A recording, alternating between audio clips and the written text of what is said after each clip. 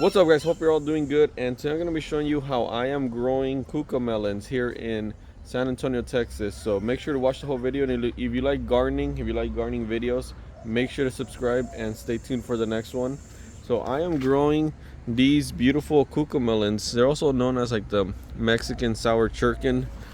They taste like cucumbers with a hint of citrus. So they're kind of like a cucumber and orange mix.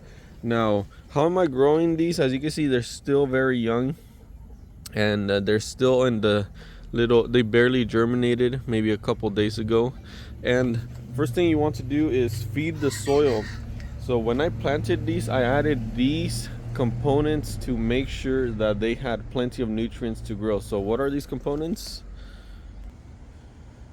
The first thing I added was blood meal. This helps with nitrogen, and this helps it grow very green and luscious. Actually added nitrogen to this plant.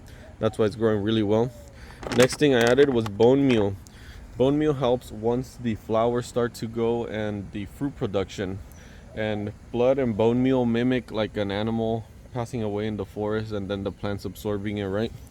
And then add all organic plant fertilizer. I believe this is a 344, as you can see right there. All you have to do is mix this into the soil before you put the seeds. And also very important, add worm castings. My worm castings are in this bag because the bag ripped, but as you can see, there's worm castings in there.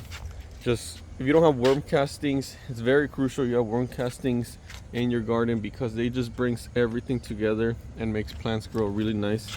As you can see, I have a lot growing there. And also the soil I use to grow them is just regular potting mix. Now once they start growing, make sure to add this is actually very crucial: fish fertilizer. This is a 511, as you can see right there.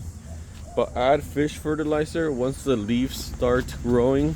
I just added fish fertilizer maybe like 2 days ago, and you want to add it once it gets leaves like that. Fish fertilizer is organic, and it does not damage the micro biome activity that's in the soil.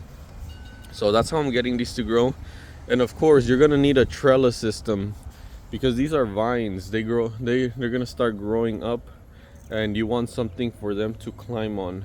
So I'm gonna have to put a trellis system here later on once they start climbing. So that's how I'm growing cucamelons, guys. Really hope you guys like this video, and these are still growing, right? So make sure to subscribe to see the rest of their growth. Peace out.